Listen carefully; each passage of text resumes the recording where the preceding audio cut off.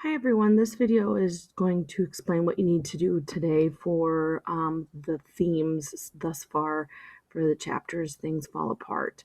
We've worked with themes before, so you guys are familiar with that and locating them and finding examples from the text, the textual example, to support that particular theme.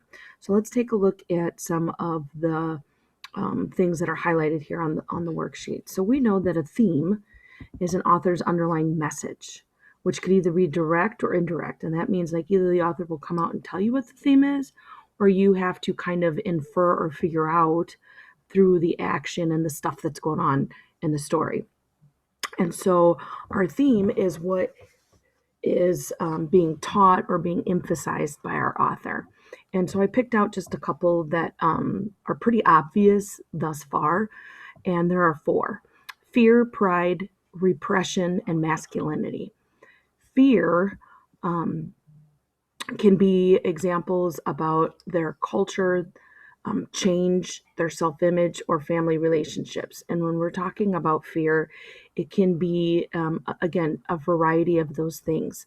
Fear of another individual, thing of maybe some of the gods that they've talked about, fear of what's going to happen to their family members, especially with Okonkwo in his relationship with his sons.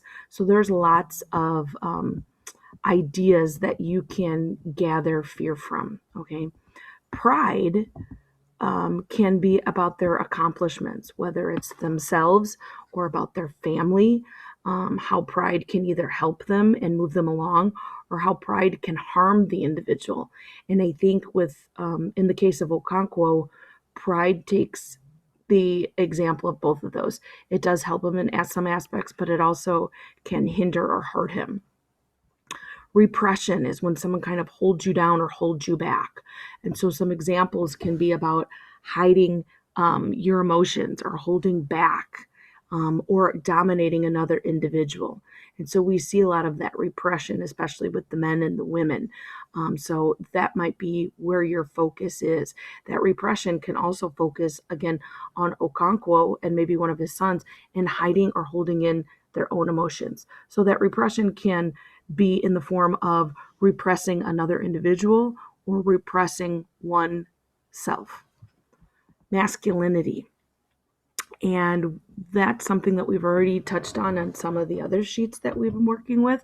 And I know that it was in the notes, but how manly things are very important to the tribe, but especially for Okonkwo. And so, what is viewed as manly within the tribe, within the family unit in general, meaning in other families, in Okonkwo, in his family, and especially with Okonkwo and his sons. So those are some of the ideas of themes.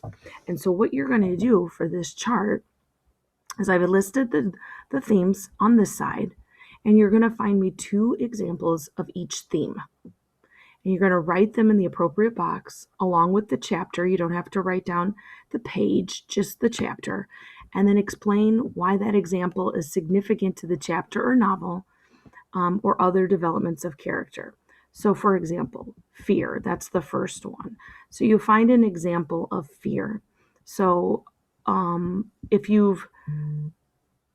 I've just posted chapter 7 and 8. And so, one thing, and I don't want to give it away, but Ikomofina, who is the adopted son of Okonkwo, shows fear. And so, that's obvious in chapter 7. So I would write here about Ikomofina feeling fear in his walk in chapter 7. So I got it right. You would explain the significance of that fear. He has lived with Okonkwo for 3 years. He realizes that in their walk something is going on, and he begins to sense that there's danger. Well, this danger was a long time coming from previous chapters. And then you're going to write another example. Maybe we could use Kwefi's fear. That was Okonkwo's wife, whom he beat in chapter, I believe that was chapter 4 or 5. And so you would write that down and then again explain the significance of his maybe masculinity and wanting to overpower his wives and maybe give himself a sense of that masculinity. So that is all you have to do. There are no questions at the bottom. You're just finding 2 examples of each of these 4 themes, and it can be from any of the chapters, 1 through 5. If you want to read 7 and 8 before you do this, you can do that so you've got more examples. But this is just for those particular chapters, 1 through 5, or 1 through 6, I'm sorry. So you've got four themes, okay, 2 examples, and you're just explaining the significance. Okay, as usual, if you guys have questions, please make sure that you email me. Good luck, God bless, and have fun.